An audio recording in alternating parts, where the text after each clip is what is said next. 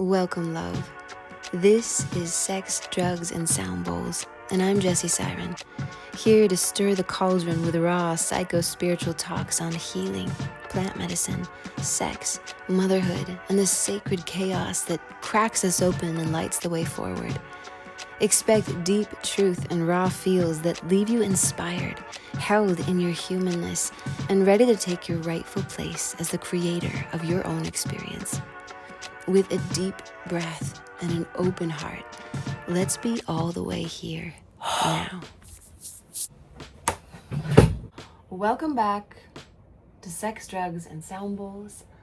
I'm your host, Jessie Siren, and today we're sitting with Blue Lotus. Oh my goodness gracious. Today is an offering. An offering. You would not believe the things that are coming up right now. It is so potent, it's so powerful. In fact, I'm gonna include, I recorded a little prayer to the universe last night when I got out of hot yoga. Oh, it's almost more than I can handle right now, more than I can contain. I feel like rippling. I feel like I could explode in gratitude, in wonder, in awe, in excitement, in pain, in grief. And this beautiful multi-dimensional experience of having the pain and the grief and all the while holding the wonder and the awe and the curiosity and the trust, holding it all at once. Grace. This is grace, grace, grace, grace, grace. Ay, ay, ay, ay, ay, ay, ay. Things could not be any other way than they are.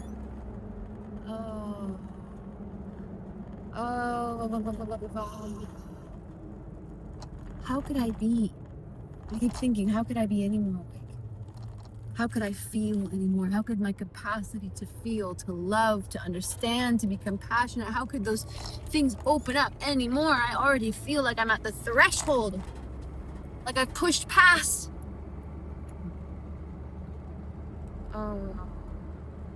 And yet there's always another layer to peel back. There's always a new room to open, to deepen, to feel. Grateful, so grateful. Thank you, universe. Thank you, thank you, thank you. Source, love, God, universe. Please continue to show me. Show me what I am blind to, what I've been unable or unwilling to see that is holding me back from living my fullest, most compassionate, most ecstatic, divinely love-infused, joy-infused existence. Show me. Teach me. Teach me in ways that wow me and delight me and leave me wondering. Teach me in ways that integrate the wisdom of the learning seamlessly as you have, as you do, as you will. Thank you, thank you, thank you, thank you, thank you, thank you, thank you. The lessons are rolling in and they're so painful and they're so potent, powerful. They pack a fucking punch, but they are teaching me so much in a way that is just, I'm integrating it and alchemizing it and using it so quickly, like I've never experienced before. And so that is all well and good, but I can feel myself kind of bracing a little bit. I come from a long lineage of trauma survivors, and so my sisters and my mom all have dealt with various autoimmune disorders and migraines, and I've kind of felt grateful that I didn't fall prey. Lately, with the barometric pressure changes that spring invariably brings, right? Like one day it's super hot, it was 80 degrees and sunny yesterday, today it's 50 and thunder and lightning and rain, and my brain is just, it's in so much pain. It's so much pain. I can't even. And all through the night with this headache and into the morning in this liminal space, I was recognizing that this pain I was experiencing, the suffering I was experiencing, was directly correlated to the tension, the bracing, the inflexibility of my skull, and how that was just this perfect embodied metaphor of how bracing, of how rigidity, of how inflexibility in my life, trying to hold on to some semblance of control, some illusion of control, was also causing me suffering in the greater context of my life. Noticing, right? Like being able to kind of pull in and pull out to honor the wave and particle that we are, the emotion that we are, the intellect, the conglomerate of all of these different aspects of self, and how they are all trying to mirror to us imbalances so that we can bring ourselves back into the act, so we can honor ourselves in the dance, the primordial dance of balancing. My good friend Comrade always says, I think he said it once, but it plays in the back of my mind forevermore.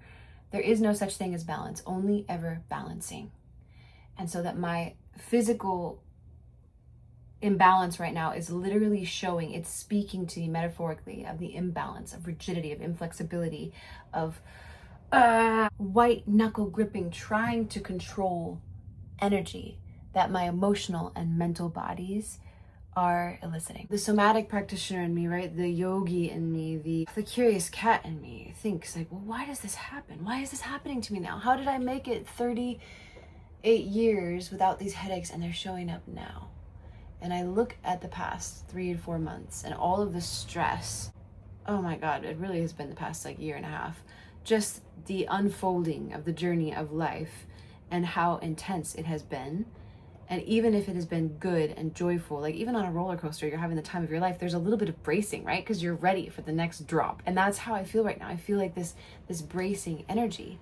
And I know from my years of study and self-practice and experience that rigidity in the body, contraction, lends itself to an impediment of all the systems, right? Your lymphatic fluid doesn't flow as freely. The body isn't able to detox as freely. Circulation can't get to the places where it needs to get. Nerve signaling is impeded. The bones in the cranium are literally meant to shift and move subtly and slightly, but when we tense, when we become rigid, when we become braced and contracted, there is less mobility.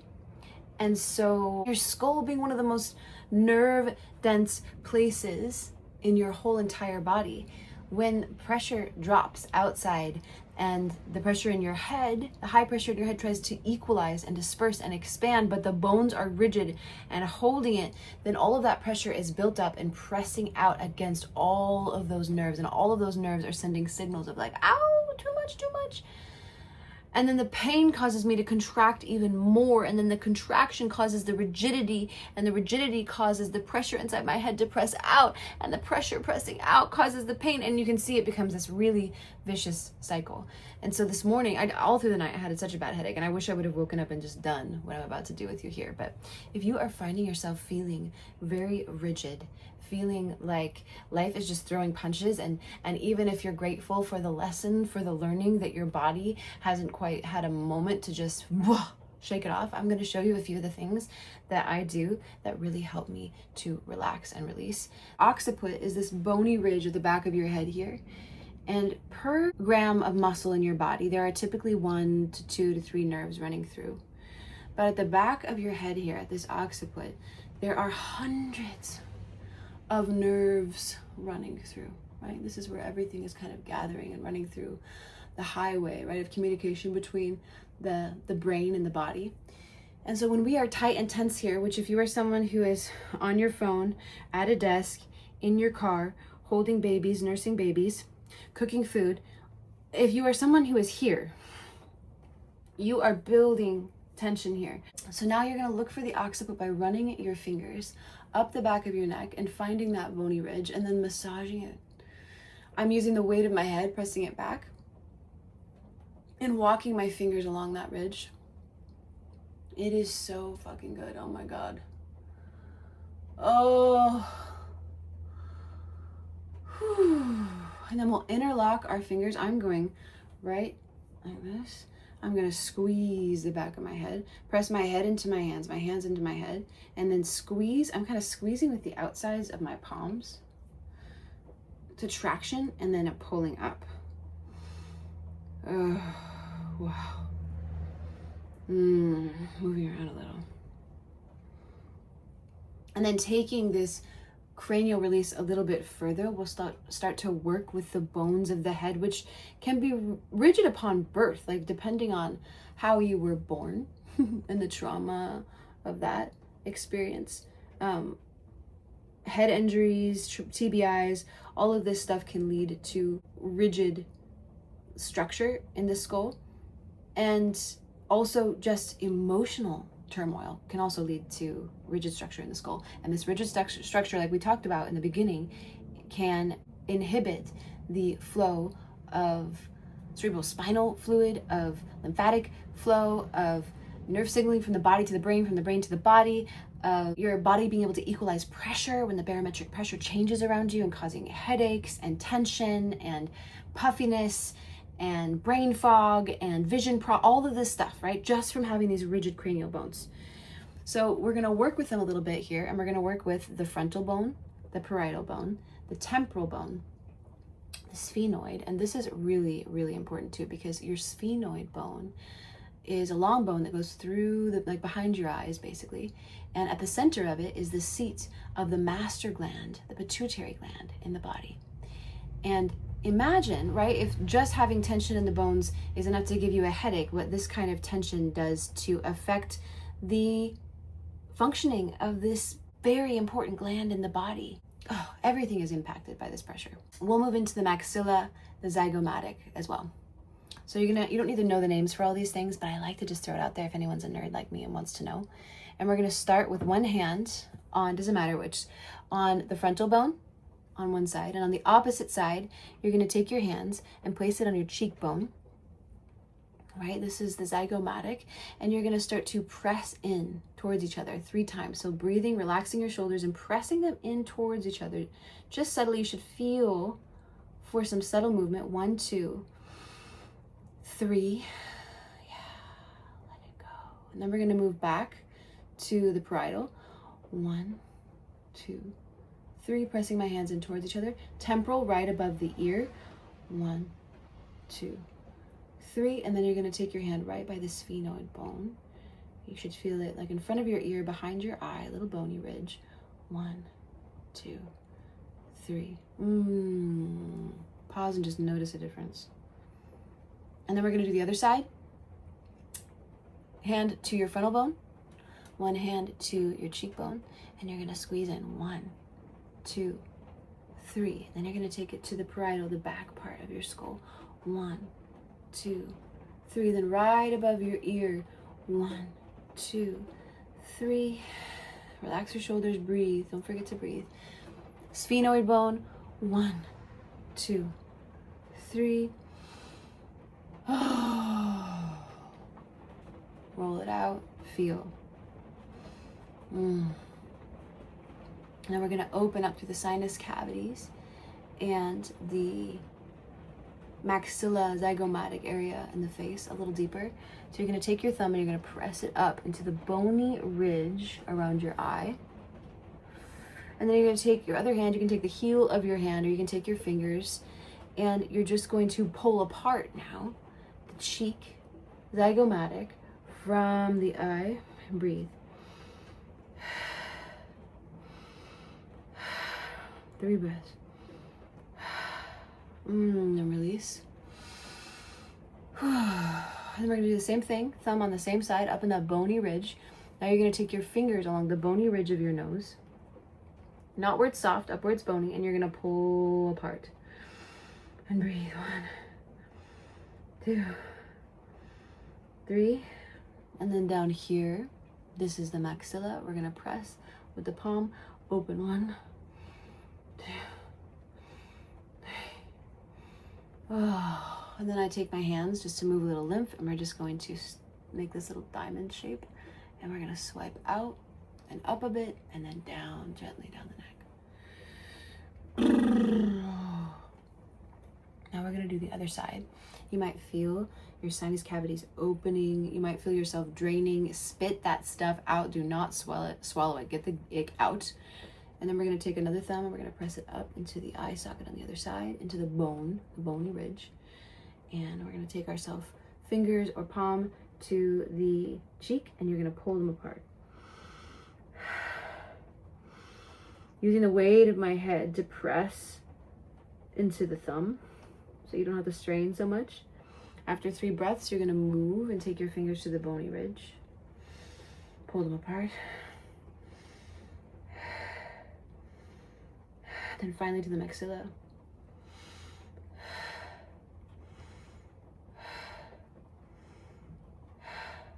And then release. Swipe up, out, open, down. And just notice.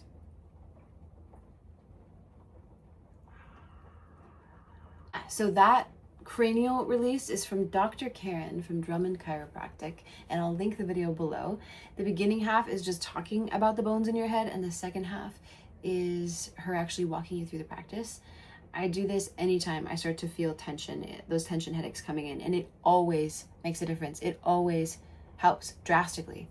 And every time I almost don't do it because I'm like, wow, I'm in such pain it can't possibly make a dent. And it does. It makes a dent. It matters. And the other thing I practice is myofascial release. Your myofascial tissue is the literal webbing of life. It runs to and through and all around all of the body's systems. And through it, the energetic impulses, the nerve signaling, the lymphatic system, everything is running. So circulatory system. So when that tissue is bound or tight, again, we move into a state of an internal sympathetic activation because the body is having to fight to do what it wants to do with ease. So if we open these channels, right? This is an amazing thing about your body is it will find a way, right? To get the blood where it needs to go, to get the signals where they need to go. But it's almost like they have to take a detour route. It's going to take a little longer and it's going to be a little bit more painful or uncomfortable. Just like sitting in traffic is not our favorite thing, right? We want clear, open highways, roads where we can roll the windows down and cruise full speed. That's what wants to happen in your body. But when we come up against these energetic blocks, the nerves, signals will take the back road. The circulatory system will take another route. But it's just not going to feel as amazing in your body as those wide open highways. And so I work with the myofascial tissue in a million different ways. This is the one I did today when I woke up with a horrible headache, and it is gone now. I still feel a little bit lightheaded and a little bit dizzy because of the big pressure change we had here, and because I'm still releasing all of this stress from my body. But this one is one of my favorites. You take your right hand, you bring it around behind you, and you're gonna grab onto your neck. This one's from Human Garage. I love Human Garage. I love you, Human Garage. And I'll link the video below so you can follow along. It takes about 1 minute. It's incredible. And I usually do it standing, but I'll do it sitting for now. When you're standing and you're kind of bending your knees and squatting, you're pressurizing the system so you can get deeper into the myofascial tissue. So if you can stand, you should stand. Right hand to the left side, and we're gonna pull our neck tissue around, and then we're going to lock in the tissue on the right side by pressing our arm into the right side of the face, okay? Now the left hand is gonna come to the left cheek, and we're gonna press the left hand back. I'm opening, I'm spiraling my myofascial tissue here. And then I'm gonna take my right elbow and bring it all the way down to my left knee. And I would be in a squat. I'll be in a squat now. I'm squatting over my stool, and I'm gonna breathe 3 times in and out through my nose, 3 times in and out through my mouth. Different ways of breathing influence different levels, layers of the myofascial tissue in the body. So 1 in through the nose, 2, 3, in through and out through the mouth, 2, twist, and then unravel. Ooh. Wow. Both of my ears just popped. Oh my gosh. I feel like I just woke up. I'm in a new world. My auditory sense is just so vibrant, and both of my ears popped, and my vision feels brighter. Whoa. Wow. And then finally, just some basic stretches. I'll take my hand to the left ear, pull my head to the right, and just breathe right here. And if you can take your left hand and put it onto the collarbone for a little more traction, it feels so good. Deep breaths. And then I'll take my hand, like I'm moving in quadrants, so I did the left side, and I'm gonna do the left front. So keeping my chin towards my right shoulder, but opening up. You'll know you're doing it when you feel it, opening up that front left quadrant. And then opening up the back left quadrant by pulling on that occipital ridge right there and pulling my chin down and forward till I feel an opening, a lengthening through the back. Other side. Right flank. Front right quadrant. Back right quadrant.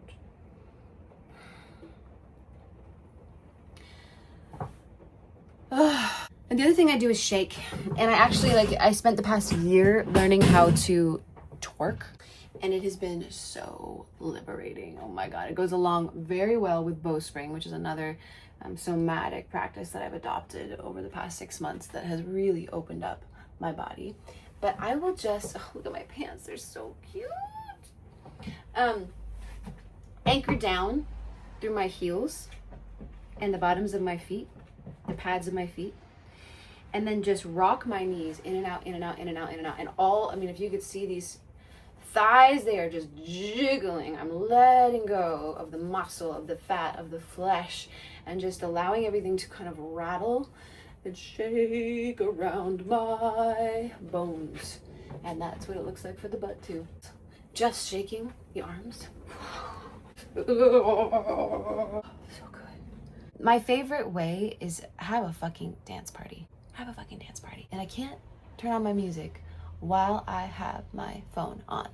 So maybe I'll just like keep a little blank space at the end of this episode for you to turn up your favorite song, and I'll dance with you like a crazy person. Whenever I've been in the dark night of my soul, right? Whenever I've been in a place, in a way that feels like too much, like I don't know what to do with it, like I can't handle it, like there's nowhere I can put it, no one that can help me, no way to think or push or move my way through it, I dance through it. And there's something so beautiful about the easefulness, about giving it up to the intelligence of the body. And I'll turn on I like 5 rhythms. I like it because it focuses in on these, and I'll go more into that at a different time. Well, I'll go into it now. So in five rhythms, we're focusing in on the 5 different aspects of our human experience, of our human expression, embodiment, beingness. And it was so powerful for me because it allowed me, when I was at home with 2 toddlers and a baby in my belly, and feeling just like no amount of talk therapy was helping me to break through the hopelessness, the helplessness, I felt like I was in the middle of dying. I felt like I was dying. Nothing could help me move through that. No mental act, no forcing, no pushing could propel me through this stickiness, this stagnancy, this stuckness that I was feeling. Dance opened up a way that I could bring my kids in with me. I'd move the table out of the living room, I'd turn up a soundtrack, and we would just move together. And it allowed me to, without thinking, without having to put words to something, without understanding it, to just fucking let things flow. And things started to move. And I might wake up in the morning and not be able to get off the couch or brush my teeth or even think about, making breakfast. But after dancing for about 30-40 minutes, I fucking felt like, okay, I got this. Like, I felt hopeful again. I could feel things shifting, even if I didn't understand, even if I couldn't quantify it, I could feel it. 5 rhythms is essentially focusing in on 5 different aspects of the human experience, expression, beingness, embodiment, and breaking it down so that our body, through play and physical expression, can start to free up these aspects in the psyche. And I think Gabriella Roth, I'll probably misquote this, but she says something like, free the body and the psyche will heal itself. And I have experienced this to be the truth. And so, and even, when I hold space for people on plant medicine, when I've had my own plant medicine experience, so much of that is physical release, right? People will shake and they'll do weird things with clench their teeth, and they'll a little wiggle their tongues, and they'll move their body, and they'll finally have that huge release, like crying. The fear will finally come out, and they'll shake, they'll throw up, they'll shit themselves. There's so many different ways that the body is holding, right? These energetic imprints in the tissues, in our beingness. And plant medicine isn't for everybody. It's powerful. But I found dance to be just as powerful for me on this journey, having experienced both. The more I explored these 5 rhythms, dancing and moving, the more I started, through my being, the more I started to see them reflected back to me through nature. The more I started to feel them and see them and experience them in deep meditation at the quantum level. And so the first aspect of the 5 rhythms is stillness. And I associate this with the fertile void or dormancy in the seed cycle of the life of a plant. Or at the quantum level, it's just the matrix. It is the field. And so allowing yourself to turn up the music, to stand there in the middle of it, to allow it to fill you up, and just witness it, just experience it without moving. That was sometimes so powerful, just to be still. Such a powerful medicine for me. And then from the stillness, flow, right? We start to find gentle, subtle movement. In the cycle of a seed, this is when water starts to flow through the soil, finding the path of least resistance and making its way to nourishing the seed. And the movements are gentle and slow. I think about a baby in utero floating, right? Floating in the amniotic fluid. Yeah, I guess it can also be, this is just coming up for me right now, to correlate it to the life cycle of a human. Wow. Dormancy, the egg. Flow. Wow. In utero. And at a quantum level, that flow being wave. The wave. You are so much a wave.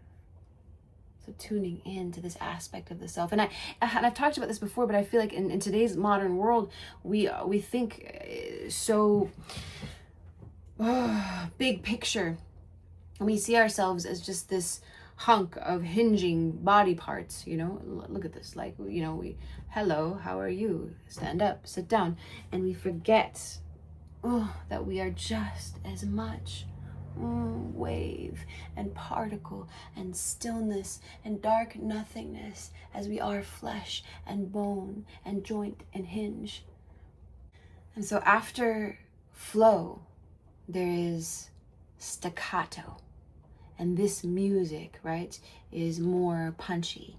And here is in the seed cycle where the shoot will send down roots and start to follow, right, the warmth and the light of the sun as it presses up through the earth. And there's this staccato kind of procreant urge that's moving us. And at the quantum level, this is where particle punches in, right? This is where the wave collapses into particle. In utero, this is rapid growth. And then we move into chaos. And this is when we start to move from particle to wave. This is when the plant presses up through the crust of the earth and starts to send out shoots and leaves and buds in all different directions. This is when the baby is squeezed through the portal of life, right? And into this world. There's a moment of chaos. And after chaos, lyrical expression. And this is when we move back into wave, but with the wisdom, with the experience, with the knowledge that we are so much more. That we are the matrix, that we are the particle, that we are the wave, that we are the chaos, that we are the staccato energy, so now we start to play with these energies, right? Now this baby born into the world will start to live a storied expression. Now these wily limbs and buds will start to blossom and bloom. And this is lyrical. And that cycle repeats and repeats and repeats. And if you look at your life, like how many seasons and cycles have we lived some iteration of this cycle of life? So dancing, 5 rhythms, powerful. And you can make your own playlist and just include music that feels like it matches each of those energies, right? Music to be still to, music to flow to, music to move a little more staccato to, music to come to your chaos, music to find your lyrical edge and expression. And I put the playlist on shuffle and I'll move in and out of different expressions, not in that order. I'll go from stillness to chaos, from staccato to flow, and just allow the music to pull me, to guide me, and allow the intuition of my body to express itself. And so much has moved through that. Even through talking through this, I feel like a lot of the rigidity in my body has kind of loosened up. So dance is, oh, so powerful. It's so powerful. Humor this as well. I hold space often in journeys and yoga retreats and medicine retreats and yoga classes and workshops. And I have noticed that if I'm willing to be like the silliest, most awkward, most dancer in the room, that it is like permission for other people to tap into their weirdness. True authentic expression is weird because it's not standard, because it's not copycatted, because it's unique, because it's different, because it's your own. It's a conglomerate of all the things that you are feeling and embodying and emoting and moving. And so it'll look different than the person next to you. And so feel into yourself. I don't know, before I was able to move my body in those ways so freely, so authentically, I remember looking at people who were moving and just being like, no matter how crazy they might have looked, just being like, I wish I could move like that. But my arms feel like lead. They feel like they're stuck to my body. So if you're not ready to move like that in a room full of people, don't go to a dance class. Don't go to, ecstatic dance. Find somewhere where you feel safe. Maybe your family's out for the night. Maybe you can rent an Airbnb. Maybe you're doing it out in the woods. Find somewhere where you can just move so freely without fear of judgment. And then watch your own judgments come up. And instead of just like pushing them down and back, transmute them, alchemize them, make them into usable wisdom. Like, oh, that is what the world has told you. This is how you were supposed to move, right? Like, stop wiggling around, stop moving like that. You look so weird. Who taught you to dance like that? Haha, laughing at you. Whatever those things are. That's what the world told you. But look at the world. How many people are getting knee replacements and hip replacements and antidepressants and anti-anxiety? And how is it working out for the world? Useful information. Make yourself the great experiment. Humor that maybe if I just allow myself to be free in this safe space and see what happens, what comes up for me, that's enough. No expectations. Play with it. I started a new series this week, which is psychosomatic face yoga, because I became fascinated with the art of face yoga for a while, and I was seeing in my algorithm or For You page, like it was just so much face yoga. And people putting tape on their face and doing all of these quote unquote natural things to reverse the signs of aging, to just bring openness and fullness and life back. And I think it's useful, just like doing any somatic work is useful, right? Like doing yoga is useful, but becomes profound when we look at the deeper layers of what is actually happening, so that we don't just repeat the cycle of building stress and tension and resistance in the body, and then going back to yoga class, a yin yoga class, and like letting it all out, and then repeat ad infinitum until we die.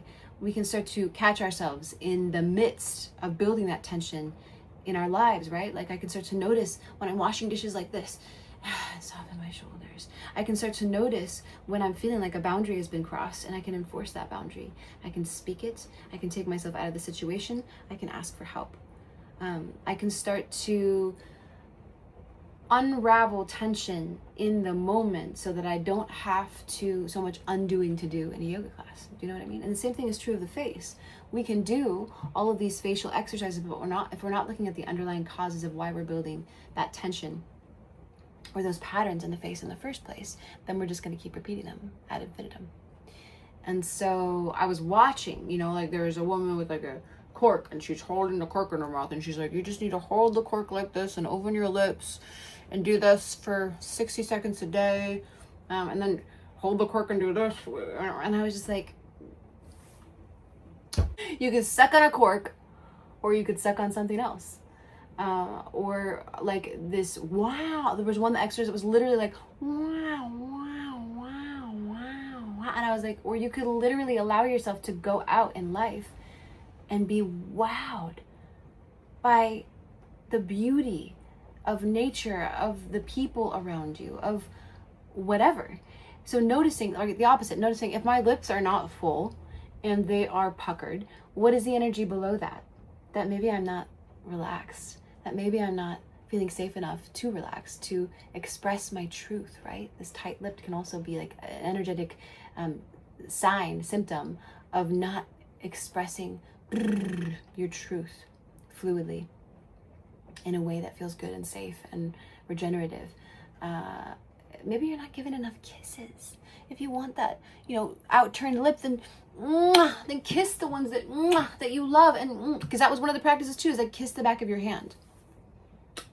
I mean, that's so sweet. It's nice to kiss yourself, but what about kissing your lover? What about kissing your babies? What about my best friend Kate is from New Zealand, and I actually don't even know if this is a New Zealand thing or just a her thing, but whenever she sees me, Jessie, she kisses me right on the cheek, and I love it.